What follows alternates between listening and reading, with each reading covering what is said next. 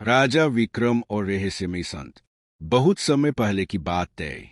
उज्जैनी राज्य में राजा विक्रमादित्य का शासन था। वे न्यायप्रिय, पराक्रमी और बुद्धिमान राजा थे। उनकी बहादुरी और न्याय के किस्से दूर दूर तक मशहूर थे। अजनबी संत का रहस्य। एक दिन राजमहल के दरबार में एक अजनबी संत आया। उसने राजा को एक रहस्यमयी पुस्तक भेंट की और कहा, राजन, इस पुस्तक में एक गुप्त रहस्य छुपा है। यदि आप इस रहस्य को जानना चाहते हैं तो पूर्णिमा की रात श्मशान में आइए। राजा को जिज्ञासा हुई। उन्होंने संत से पूछा, ऐसा कौन सा रहस्य है जो श्मशान में ही प्रकट होगा? लेकिन संत ने मुस्कुराते हुए कहा, यह आपको स्वयं पता चलेगा। और वह अदृश्य हो गया। श्मशान में अद्भुत मंजर। निर्धारित रात को राजा विक्रमादित्य अपने तलवारधारी सैनिकों के साथ श्मशान पहुंचे। वहां का माहौल भयावह था। जंगल की आवाजें, जलती चिताएं और विचित्र ध्वनियां। अचानक हवा में एक अजीब सी सरसराहट हुई और राजा ने देखा कि पुस्तक स्वयं हवा में उड़ने लगी। तभी अंधकार में से वही संत प्रकट हुए। उन्होंने राजा से कहा, राजन, यदि आप इस पुस्तक के रहस्य को जानना चाहते हैं तो आपको 3 कठिन परीक्षाएं देनी होंगी। पहली परीक्षा, आत्मबल। संत ने राजा को श्मशान के सबसे गहरे कोने में जाने को कहा, जहां एक प्राचीन वृक्ष था।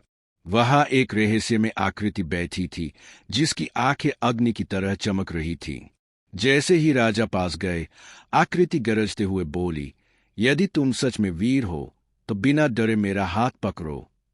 राजा ने बिना झिझके उसका हाथ पकड़ा। अचानक आकृति गायब हो गई और वहां एक बहुमूल्य रत्न प्रकट हुआ। संत ने कहा, तुम्हारी पहली परीक्षा सफल रही। दूसरी परीक्षा, बुद्धिमत्ता। संत ने राजा को 3 रहस्यमय संकेत दिए और कहा कि उन्हें जोड़कर एक प्रश्न का उत्तर देना होगा। संकेत थे, 1, वह जो दिखाई नहीं देता लेकिन सबसे शक्तिशाली है। 2, वह जो सबको चलाता है लेकिन कभी थकता नहीं। 3, वह जो हमेशा सच होता है लेकिन कोई पकड़ नहीं सकता। राजा ने गहराई से सोचा और उत्तर दिया, यह समय है। संत मुस्कुराए और बोले, तुम्हारी दूसरी परीक्षा भी सफल रही। तीसरी परीक्षा, निस्वार्थता। संत ने एक सुंदर रत्न राजा के सामने रखा और कहा, यदि तुम इस रत्न को छू लोगे तो तुम्हारे राज्य की सारी धन दौलत बढ़ जाएगी, लेकिन तुम्हारी प्रजा निर्धन हो जाएगी। राजा ने बिना देर किए रत्न को ठुकरा दिया और बोले, एक राजा का कर्तव्य प्रजा का कल्याण करना है, न कि अपनी संपत्ति बयाना। संत ने हंसते हुए कहा, राजन, तुम सच्चे राजा हो। यह पुस्तक अब तुम्हारी है। इसके भीतर छुपा ज्ञान तुम्हारे राज्य को और समृद्ध करेगा। और उसी क्षण संत और पुस्तक दोनों स्वर्ण प्रकाश में लुप्त हो गए। राजा विक्रमादित्य ने प्रजा के कल्याण के लिए उस ज्ञान का सदुपयोग किया और उनका राज्य स्वर्ण युग में प्रवेश कर गया। सीख, सच्चे राजा की पहचान उसकी वीरता, बुद्धिमानी और निस्वार्थता से होती है।